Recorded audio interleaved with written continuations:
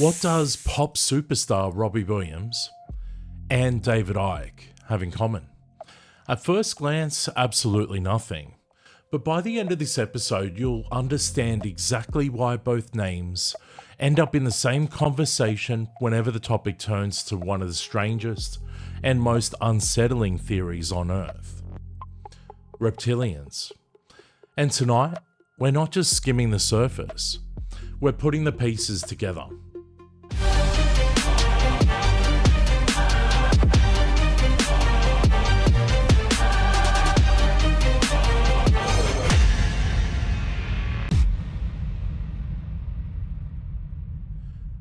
Let's get one thing straight from the start. When people hear the word reptilian, most of them immediately think of some cartoon version of the theory. Lizard people, shape-shifting politicians, crazy internet clips. And yeah, that version exists. But if that's all you think this is, then you're probably missing the bigger picture. Because underneath the memes and the nonsense, there's a much more serious question sitting underneath all of this. And that question is, why have human beings across different cultures and different time periods kept circling back to the same basic idea? That something deceptive, intelligent, and non-human may be influencing power, belief, leadership, and control. That's the real starting point. And that's why this episode matters. Because what I'm trying to do here with Decoded is save you from spending 5 hours bouncing between 10 different videos saying the same thing in different ways. This is where we put the puzzle together. And if that's the kind of content you want more of, do me a favor early, hit the like on this video. For a small channel like this, that really does help push this stuff further and helps us build more deep dive content like this moving forward. Today, the British Prime Minister met with other leaders on the sidelines of the summit. Information on their possible meaning, function and use is still largely missing. So you need to be careful what you're doing, and you're gonna get killed doing this. One time he said, I can have you talk to some people. Now, if there's one name most people connect to this history, it's David Icke. And part of what makes his story so strange is that he didn't start out as some fringe nobody. He was a footballer, then a sports broadcaster, then a BBC presenter. A recognisable mainstream media face in the UK. And then he started saying things the world simply wasn't ready to hear. Or maybe more accurately, things it wasn't willing to entertain. Now, I'm not going to turn this into a full David Icke biography because that's not really the point. What matters is, he became the public face of one of the strangest theories in modern culture. And at the time, the world laughed at him for it. And this is the moment in time that turned him into a punchline. David Icke. So evil has been in control of the planet for 12,000 years. It has been the dominating force. Evil's not the right word, it is imbalance. Is the force of love in control of this world, guiding this planet at this time? Of course not. The negativity, the thoughts that I'm talking about that are very destructive, are pouring out of this planet Let me every interrupt day. you. Was it a great shock for you to discover this at 38? Well, I think the word is gobsmacked. But again, you know, the best way of removing negativity is to laugh and be joyous. So I'm delighted that there's so much laughter in the audience tonight. But no, But just let me say this. They're laughing at you. They're not laughing with you. Fine.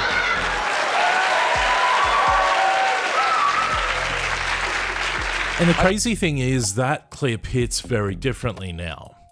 Because whether you think David Icke was right, wrong, symbolic, delusional, ahead of his time, or somewhere in between, the reaction tells you everything about that era.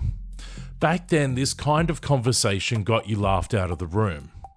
And now, we live in a world where there's UFO disclosure openly discussed, non-human intelligence is debated publicly, interdimensional theories are everywhere, and some public figures are using language that sounds more spiritual than scientific. That doesn't prove David Icke was right. But it does prove one thing. The world is no longer reacting to these ideas the way it used to. And that matters. If you're into this kind of breakdown where someone actually connects the dots instead of just recycling clips, subscribe now. That's how channels like this grow.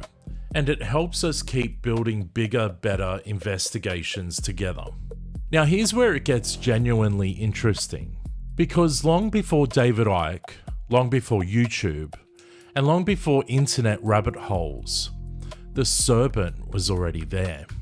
And not as a random animal, as a symbol, a warning, a force. If you go back to the creation story of Adam and Eve, the serpent is the figure that enters the garden. The serpent tempts. The serpent twists truth. The serpent offers forbidden knowledge. And whether you take that story literally, spiritually, or even symbolically, or maybe you're just somewhere in between, the symbolism is hard to ignore. Because for thousands of years, the serpent has been linked to deception, temptation, corruption, hidden wisdom, rebellion, and the distortion of truth. So the deeper question here isn't, did David Icke invent reptilians? It's, has humanity been retelling the same warning all along?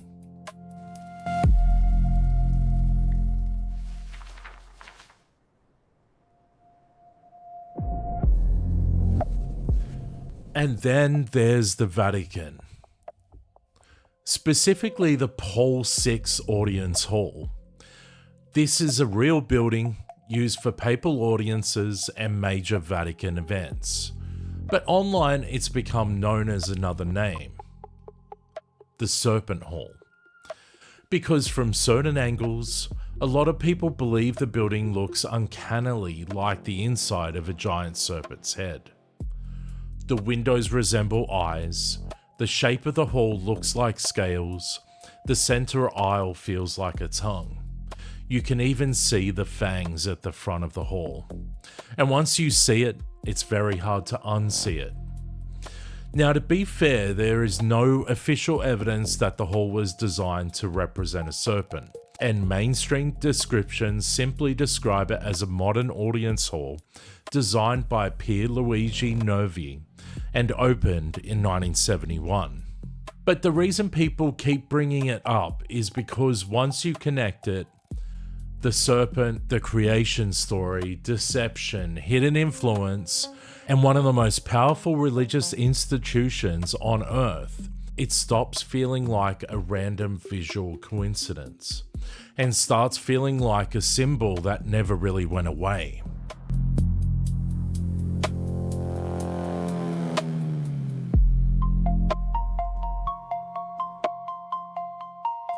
Now let's talk about the people who keep getting pulled into this, because over the years, reptilian theory has attached itself to the same kinds of people. Not random people, powerful people, royals, politicians, celebrities, tech billionaires. And if you've spent any time in this space, you'll know the same names come up again and again. Now let me say this to you clearly. Being named in reptilian conspiracy culture is not proof of anything. A lot of it's built on symbolism, edited clips, weird expressions, visual glitches, and the internet doing what it does best, forcing patterns onto fragments. But there is something important underneath it, because this theory tends to attach itself to people the public already experience as detached, powerful, untouchable, performative, and sometimes strangely inhuman. And whether that's literal or symbolic, that tells you something. It tells you what people feel. We must build a future of peace. Innovation is the key to tomorrow. And this is where the whole thing gets even stranger. Because at some point, the reptilian theory stopped being just an underground conspiracy topic and started leaking into mainstream celebrity culture too. Take Robbie Williams.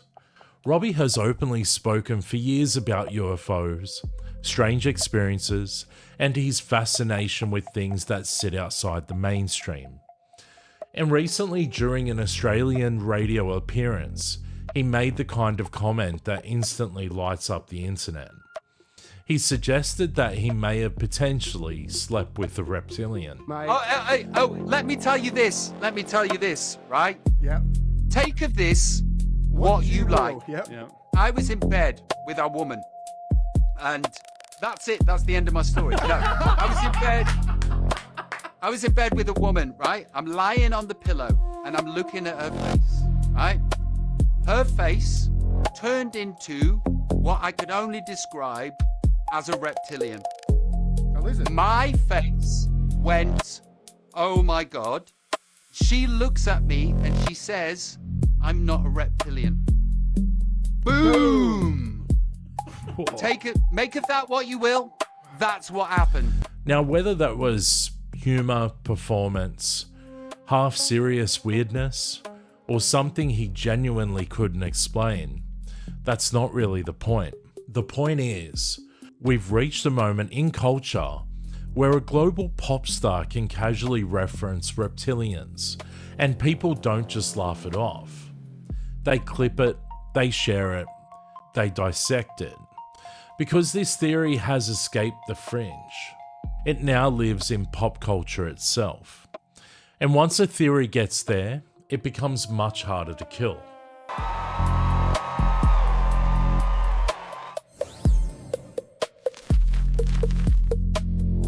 The investigation is now underway. If this episode is helping you put the pieces together, share this video with someone who's into UFOs, hidden history, or the unexplained.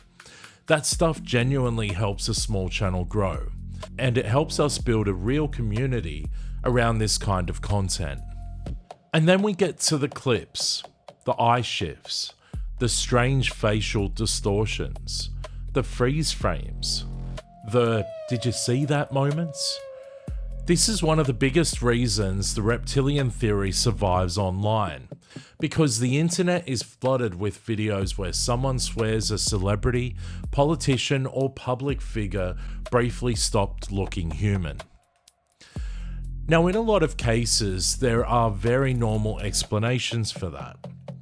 Things like compression artifacts, frame blending, bad streaming quality, autofocus glitches, weird lighting, and simple visual distortion.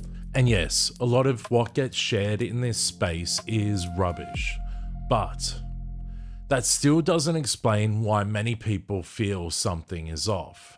And maybe that's the bigger point. Maybe the footage itself isn't always the story. Maybe the story is why so many people are primed to believe it would be true.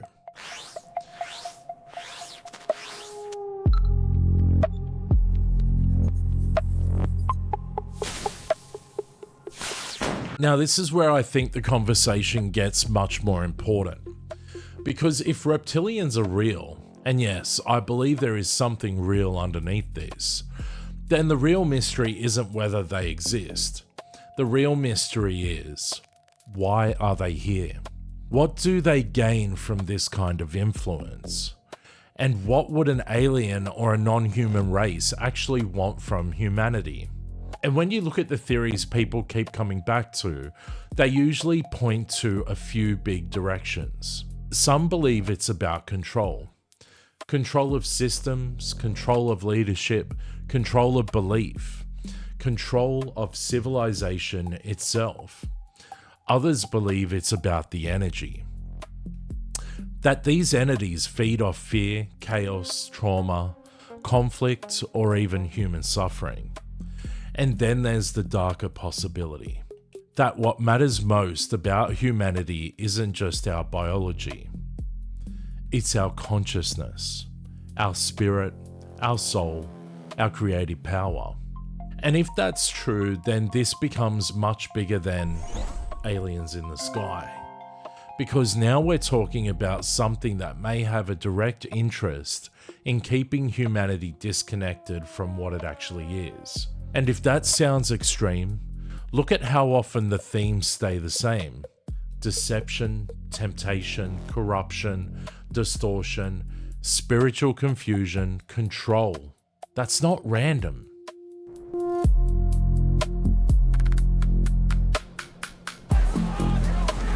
The situation is critical. And then there's another theory that a lot of people avoid because of how far-reaching it is. What if reptilians aren't visitors at all? What if they've always been here? Or at the very least, have been here for longer than what we've thought? Some people believe reptilian influence predates recorded civilization. Some go further to ask whether humanity came into an already occupied world. Now, I'm not saying that as a proven fact, but what I'm saying is this. If the same serpent intelligence keeps showing up in religion, mythology, hidden knowledge, elite symbolism, and modern disclosure language, then the possibility that this is ancient rather than recent is not something we should dismiss too quickly. Because if they've always been here, that changes everything.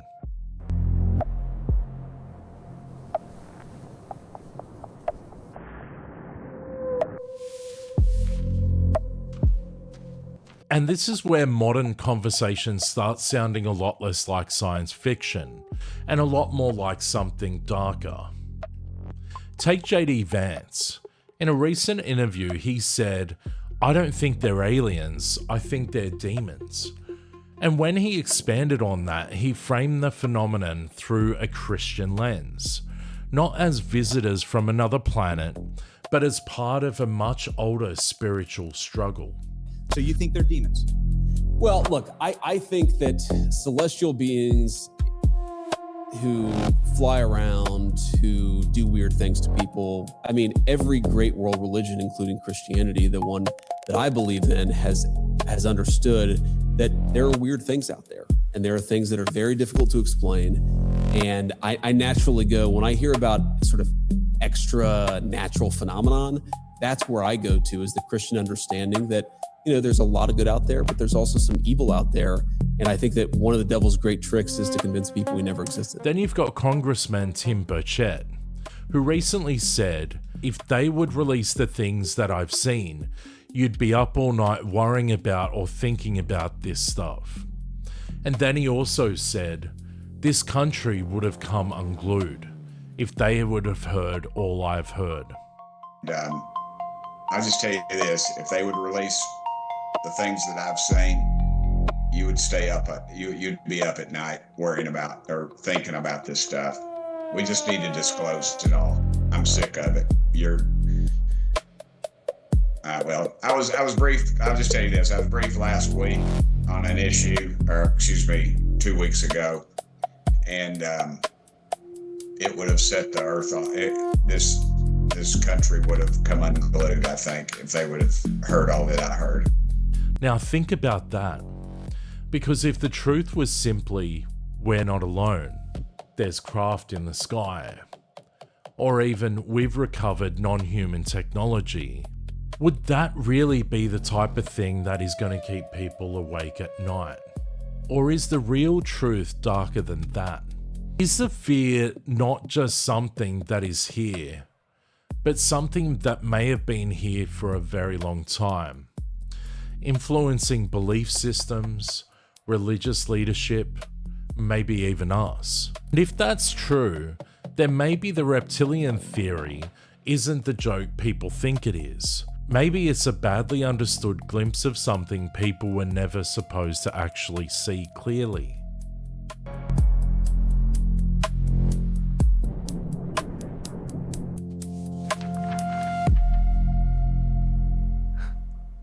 So if we step back and put the pieces together, what are we actually looking at?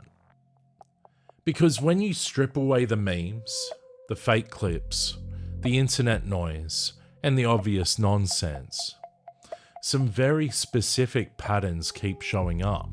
We have ancient serpent symbolism tied to deception and hidden knowledge. one of the oldest stories in human history, placing the serpent at the center of mankind's corruption. Modern conspiracy culture reviving that same symbol through David Icke.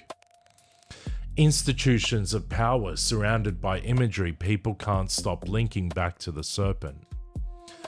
Celebrities and public figures casually brushing up against the same ideas.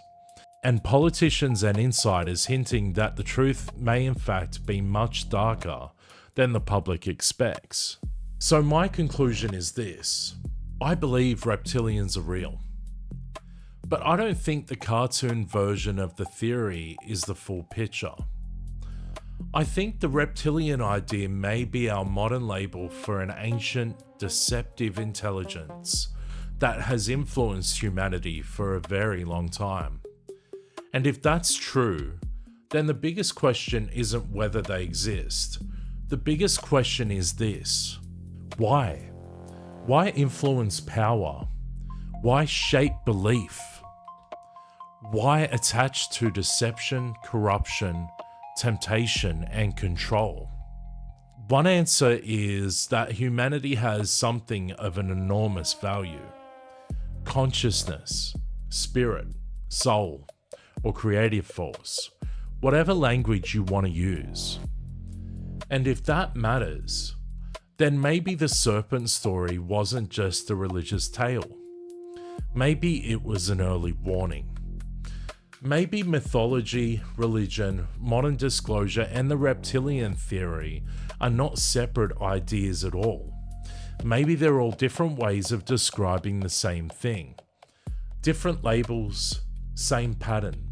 And if even part of this is true, then this may not be one of the dumbest theories on Earth. It may be one of the most badly understood. The truth is closer than you think. We are the light in the dark. We must act now. My personal take: I don't think the reptilian story is random. I think it exists because people across different areas have kept bumping into the same underlying idea: that there are forces, intelligences, or entities influencing human civilization in ways we still don't fully understand. Do I think every weird video online proves shape-shifting reptilians? No. Do I think every celebrity or politician accused of being one is secretly revealing their true form on camera? No. But do I think the deeper pattern is worth taking seriously? Absolutely. Because if even part of this is true, then we may not just be dealing with advanced beings from somewhere else. We may be dealing with something older, something deceptive, something that has been wearing different masks for a very long time. And maybe that's why the serpent never really disappeared. Maybe it just changed shape.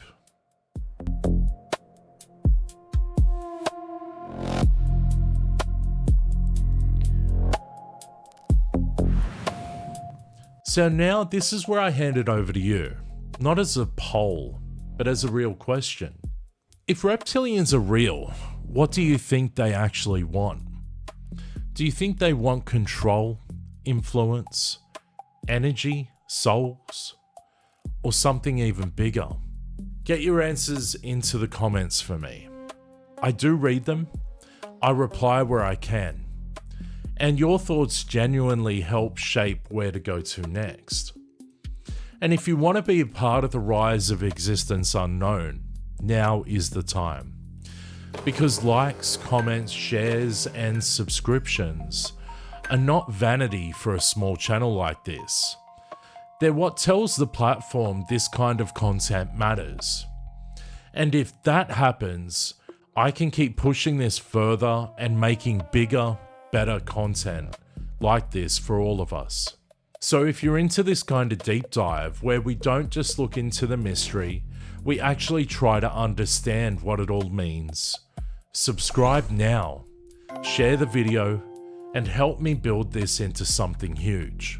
I'm Mike, and I'll see you next time Be sure that you stay curious and share what you know with somebody that is willing to listen.